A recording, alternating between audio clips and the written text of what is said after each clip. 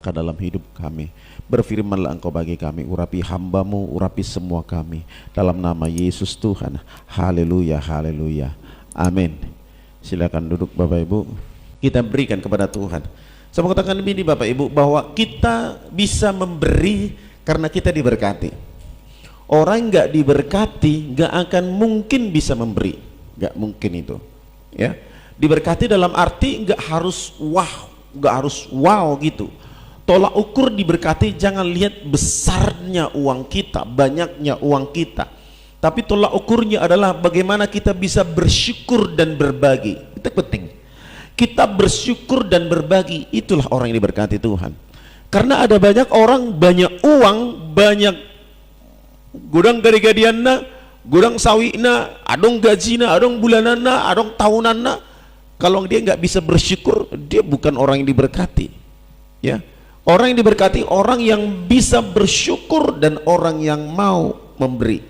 Itu orang yang diberkati. Kalau kita merasa saya belum diberkati, kalau saudara merasa saya belum diberkati, saya belum bisa memberi, berarti saudara harus belum bisa bersyukur dalam apa yang Tuhan berikan kepada kita. Orang yang paling senang, orang bijak bilang begini, orang yang paling senang, orang paling berbahagia adalah orang yang bisa bersyukur dan memberi. Kalau saudara dan saya nggak bisa bersyukur, nggak bisa memberi, ya kita bukan orang yang berbahagia, ya begitu. Saya yakin kita semuanya diberkati Tuhan, amin. Jangan bandingkan uangmu dengan uangnya RHS. Halo, jangan bandingkan uangmu dengan uangnya toke sawit. Jangan bandingkan uangmu dengan uangnya camat, uangnya siapapun, orang yang lebih kaya. Jangan bandingkan itu. Tapi lihatlah, ternyata hari ini aku masih bisa bernafas, aku masih bisa beribadah, aku masih bisa melihat anak-anak semua keturunannya diberkati. Itu luar biasa. Itu berkat yang sangat luar biasa, ya. Bicara materi karena nggak ada orang yang puas. Kalau kalian tanya orang kaya, paling kaya sekalipun, mereka nggak pernah puas. Yang punya Apple, yang punya Microsoft, yang punya Facebook, yang punya Twitter, yang punya TikTok yang saudara pakai menari-nari berjoget-joget, itu pun tidak pernah mereka puas. Padahal setiap hari uangnya itu datang, setiap hari uangnya masuk ke rekening, setiap detik, setiap saudara buka TikTok, dung, ding, dung, ding, dung, ding, dung, ding, itu masuk uangmu ke sana. Gitu. Setiap hari saudara buka Facebook, ya, itu uang kita masuk ke sana. Begitu. Jadi mereka nggak pernah puas dengan semuanya itu, ya. Tapi orang yang diberkati adalah orang yang bisa bersyukur atas apa yang dia punya, dan orang yang bisa memberi dari apa yang dia punya. Itu orang yang diberkati. Amin. Saudara diberkati. Haleluya. Iya, tepuk tangan dulu buat Tuhan kita. Iya, saudara semua diberkati. Waktu Tuhan itu waktu yang terbaik. Tapi Tuhan selalu memberi kesempatan kepada kita. Tuhan beri kesempatan kepada Hizkia. Harusnya Hizkia hidupnya semakin berkenan kepada Allah, semakin takut akan Tuhan, semakin berhikmat, semakin bijaksana. Tetapi justru dalam keadaan Hizkia sudah disembuhkan, dia hidupnya tidak semakin baik, hidupnya tidak semakin takut akan Allah, hidupnya semakin sombong. Dia tidak taat lagi kepada nabi-nabi, dia tidak mau lagi mendengarkan. Bahkan dalam Alkitab dikatakan Hizkia di situ seperti mangalesengi. Dan ini bahasa semua umum manusia.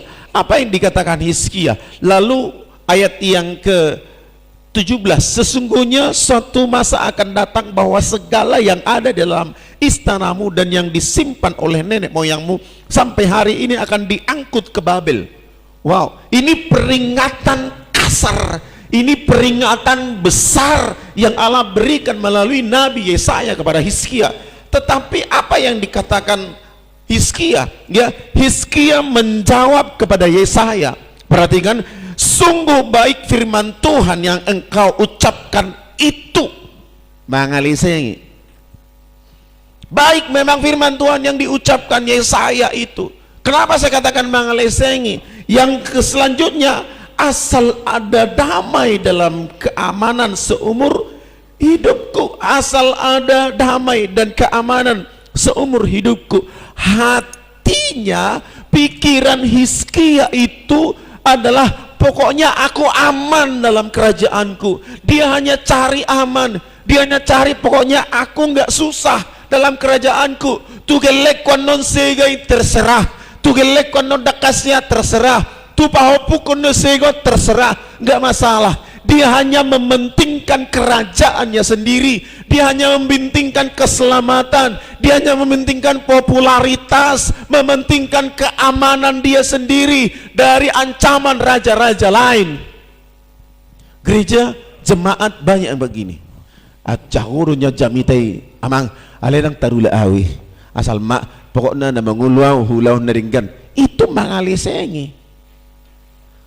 Itu sikap yang tidak menghormati Yesaya, itu terbawa sampai kepada gereja zaman sekarang.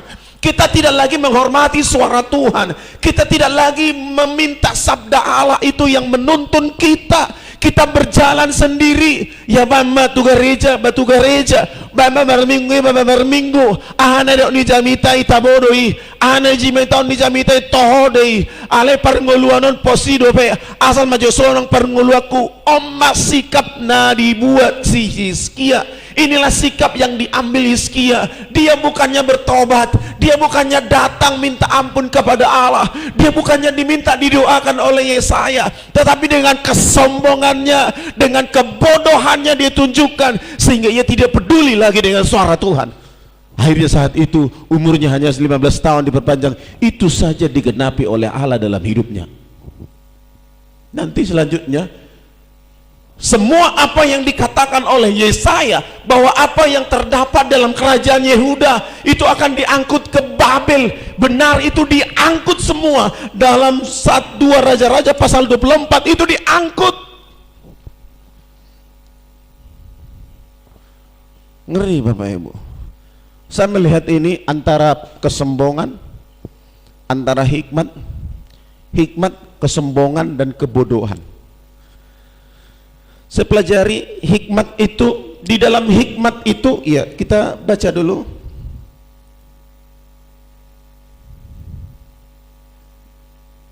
Ya, Amsal 8 ayat 11. Ayat 11 12 ya. Saya bacakan, karena hikmat lebih berharga daripada permata. Apa yang diinginkan orang tidak dapat menyamainya. Aku hikmat tinggal bersama-sama dengan kecerdasan, dan aku mendapat pengetahuan dan kebijaksanaan. Ini hikmat. Di dalam hikmat itu ada apa? Kecerdasan, apalagi pengetahuan, apalagi kebijaksanaan. Di dalam hikmat itu ada kecerdasan, ada pengetahuan, ada kecerdasan, kebijaksanaan, ya. Kecerdasan, pengetahuan, kebijaksanaan. Itu hikmat. Dan hikmat itu awalnya adalah takut akan Tuhan. Ya. Hikmat itu permulaan takut akan Tuhan. Permulaan dari hikmat takut akan Tuhan. Jadi di sini saya melihat bahwa Hizkia itu seperti dia berhikmat, seperti satu kesombongan dan seperti satu kebodohan. Bagaimana mungkin bahwa seorang raja Babel disuruh masuk ke rumahnya, ke istananya, untuk memperlihatkan harta yang dia punya, kejayaan yang dia punya, ya, perhiasan-perhiasan istana, keindahan istana yang dia punya, ditunjukkan itu. Memang zaman dahulu, ya, pada kerajaan zaman dahulu itu biasa memanggil orang-orang untuk datang ke istana untuk memperlihatkan kejayaan istana. Tetapi apa yang dilakukan Hizkia ini adalah berlebihan. Dia sedang menunjukkan keakuannya. Lihat ini aku loh, aku luar biasa, aku sukses, aku berhasil. Sampai-sampai tidak menghiraukan lagi Nabi Yesaya yang memberikan firman, yang memberikan teguran. Ia tidak hiraukan lagi. Kesombongannya itu mulai muncul. Makanya saya katakan bahwa kita bisa meminta sama Tuhan seperti Hizkia diperpanjang umurnya 15 tahun. Setelah 15 tahun itu dia hidup tidak berkenan di hadapan Allah. Saya pernah khotbah masa injury time.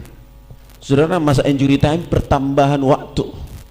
Masa injury time itu seperti apa? Dikasih Tuhan perpanjangan waktu. Tapi apakah perpanjangan waktu itu justru membuat kita semakin jauh dari Tuhan atau semakin mendekatkan diri kepada Allah? Masa injury time itu masa yang jantungnya dak dik duk dik dok, karena dalam waktu yang singkat sedikit pun gol bisa terjadi dalam pertandingan sepak bola. Kehidupan kita dalam kerohanian kita juga begitu. Dalam waktu singkat kita bisa jatuh. Akhirnya maut yang menanti kita di sana, bukan surga yang kekal. Jadi dalam pertambahan waktu, dalam waktu yang Tuhan berikan kepada kita, kita pergunakan justru untuk mendengar suara Tuhan, bukan seperti Hizkia yang tidak menghiraukan, bahkan mangalesengi. Dok kojo salina mangalesengi, sada dutulu. Isina sering mangalesengi percamita hari sadarior bertobat. Dak pelawai toho ni paditay alay daging dupe tabu dupe mangalang ahon natakko natakko ang sumanak ko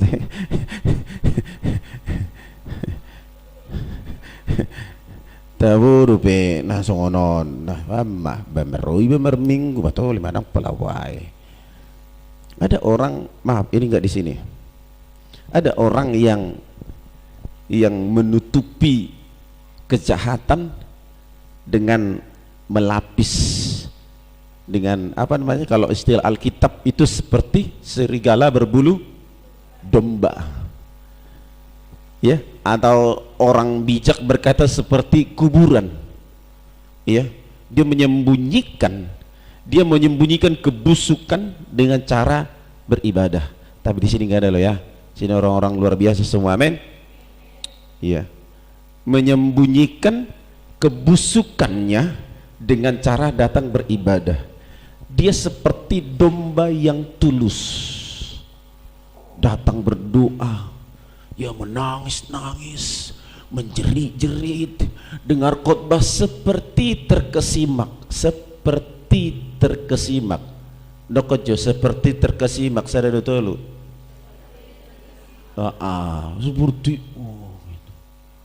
tapi begitu keluar dari gereja pulang dengan hati yang sama, sikap yang sama, nggak ada perubahan. Ini seperti kuburan di mana di luarnya itu dicat begitu indah, di keramik, di marmer, di bayi lampu kelap-kelip, ya, orang di tomuan lampu di kuburan kelap-kelip. Ya, wah, lampu kelap-kelip luar biasa, tapi di dalamnya busuk. Harusnya kita jangan begitu lagi. Waktu yang Tuhan berikan perpanjangan kepada kita, kita pergunakan lebih mendekat kepada Allah. Tadi saya katakan antara berhikmat dan hikmat, kesombongan dan kebodohan. Luar biasa ditonton. Ya, aku saja hampir lupa.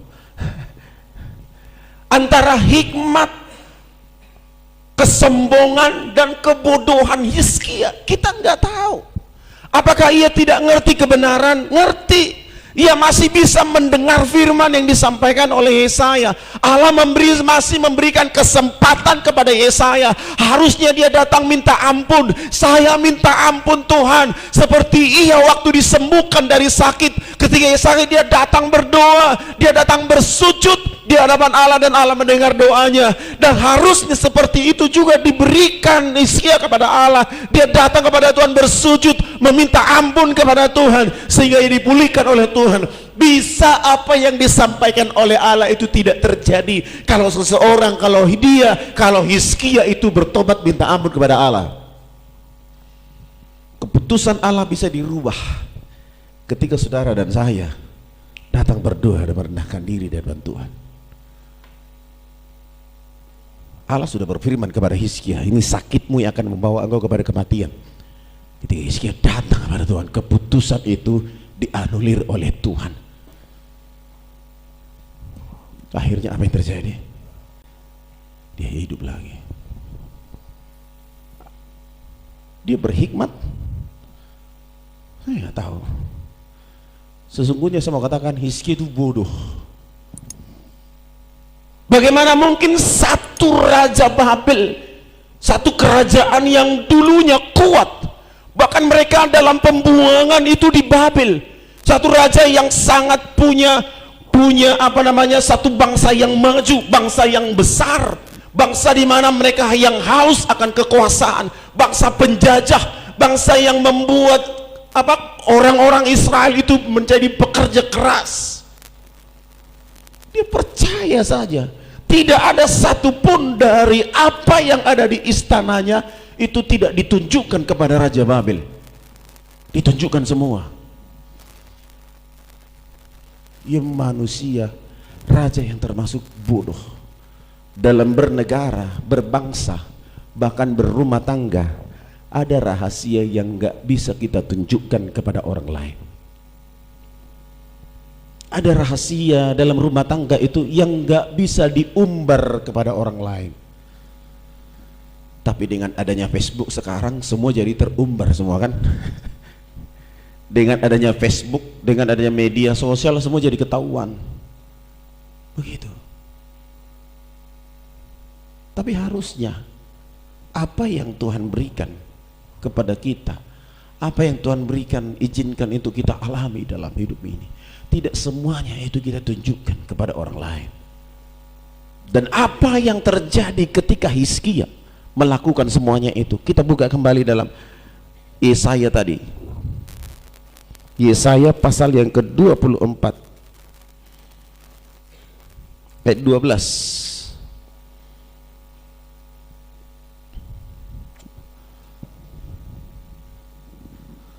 Ya, mulai dari ayat 8 saya baca. Yoyakim berumur 18 tahun pada waktu ia menjadi raja, dan 3 bulan lamanya ia memerintah di Yerusalem.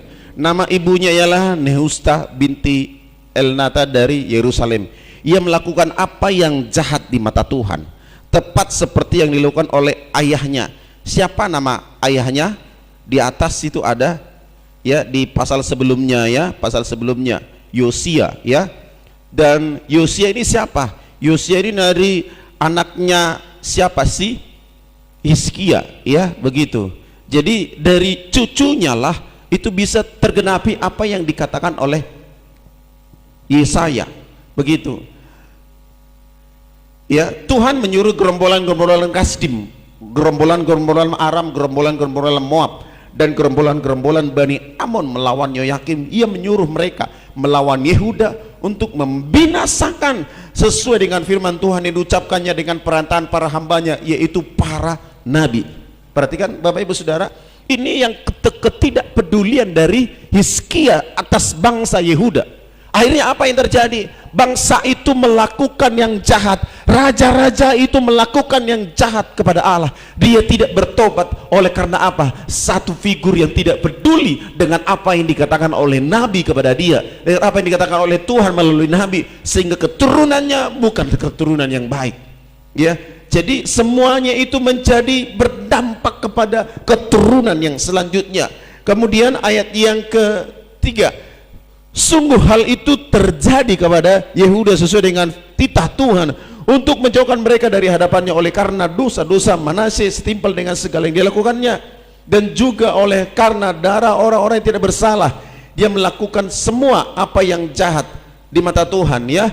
Kemudian ayat yang ke-11, juga Nebukadnezar raja Babel, pasal yang ke-24 ayat 11, juga Nebukadnezar raja Babel datang menyerang kota itu, sedang orang-orangnya mengepungnya. Lalu keluarlah Yoyakim raja Yehuda mendapatkan raja Babel, ia sendiri, ibunya, pegawai-pegawainya, para pembesarnya, dan pegawai-pegawai istananya. Raja Babel menangkap dia pada tahun yang ke-8 dari pemerintahannya. Ia mengeluarkan dari sana segala barang perbendaharaan rumah Tuhan. Ini yang dinubuatkan oleh Yesaya tadi kepada Hizkia. ya, ia mengeluarkan dari sana segala barang perbendaharaan dari rumah Tuhan dan barang-barang perbendaharaan istana raja, juga di keratnya emas, dari segala perkakas emas yang dibuat oleh Salomo raja Israel di bait Tuhan, seperti yang telah difirmankan Tuhan. Ia mengangkut seluruh penduduk Yerusalem ke dalam pembuangan, semua panglima dan semua pahlawan gagah perkasa 10.000 orang, dan selanjutnya diangkut semua ke Babel. Oleh karena apa? Satu raja yang tidak menghormati, yang tidak mau tunduk kepada Nabi, yaitu Raja Hizkia. Bapak Ibu Saudara, di sini saya mau katakan bahwa kerendahan hati itu diperlukan. Amin. Kerendahan hati sangat diperlukan ketika seseorang mendengar firman.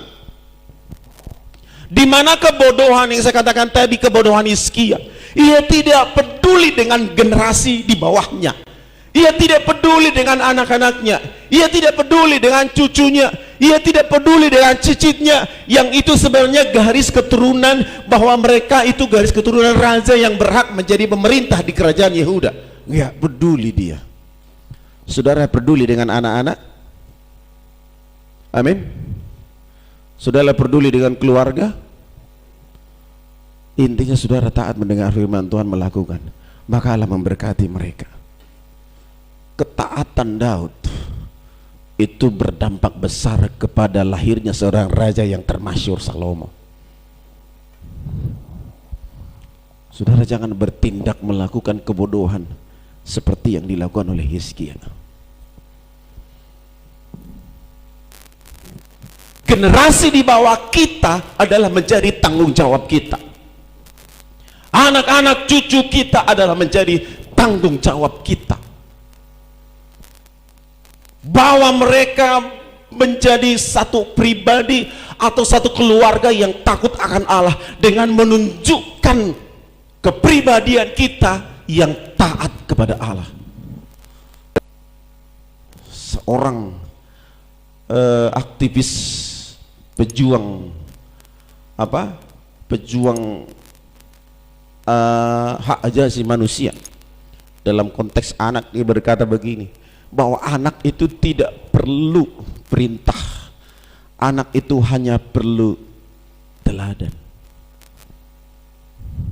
Siapa yang memberi teladan? Saudara dan saya sebagai orang tua, memberikan contoh yang baik, memberikan sikap yang baik, menunjukkan kepada mereka bahwa kita adalah orang yang takut akan Tuhan. Keteladanan akan membawa kita kepada hidup yang lebih baik dan yang lebih baik. Saudara dan saya dituntut Tuhan untuk hidup lebih berkenan kepada Tuhan. Amin. Jauhkan semua kesombongan. Milikilah hikmat. Milikilah hikmat. Sekali lagi saya katakan, milikilah hikmat, bukan kesombongan, bukan juga kebodohan. Saya percaya saudara dan saya di sini adalah orang-orang pintar, amin. Tapi bukan orang pintar dukun ya. Bawa dulu kepada orang pintar katanya. Ya. Saudara dan saya orang bijaksana. Yang bijaksana angkat tangan. Ada yang supedi jadi bijaksana. Inna putih. Dada, alamat dada ini ada dada, itu udah besar sih mana? Dada, ya, begitu. Jadilah bijaksana, jadilah pintar, ya, begitu. Supaya saudara dan saya melahirkan nanti satu generasi yang luar biasa gitu. Saya melihat dosa generasi itu apa? Yang tua tidak menghormati yang muda, yang muda juga tidak menghormati yang tua. Itu dosa generasi. Yang muda, yang tua minta dihargai. Betul, saya sudah makan banyak asam garam, makanya asam lambung dan hipertensi. Sudah banyak makan asam garam. Kau sebagai anak harus menghormati, taat. Ya itu firman Tuhan ya kan. Hormatilah ayah ibumu supaya lanjut umurmu di tanah yang diberikan oleh Tuhan Allahmu kepadamu. Kau harus taat. Anaknya, oleh tu kena awas julu belga udah. Tobar ho inna di bagas sana. Itu dosa. Dasang apa anak muda? Iya Pak. Iya Ma. Ya. Harusnya anak bilang begini, aku nggak mau loh kalau bisa milih, aku nggak mau lahir dari kau loh Pak, katanya kan gitu kan. Kalau bisa milih, aku nggak mau lahir dari keluarga, dari bapak, dari ini, katanya. Ini dosa kalau semua saling nuntut satu dengan yang lain, maka akan terjadi perang dunia ke-7. Ya akan terjadi perang dunia ke-7. Udahlah, kau nggak usah, anak-anak nggak usah tuntut bapakmu berlebihan. Halo anak muda yang masih punya bapak atau ibu di sini, nggak usah tuntut bapak itu berlebihan, nggak usah. Ya. Tapi anak berikan tanggung jawabmu yang baik, orang tua berikan tanggung jawabmu yang baik kepada anak.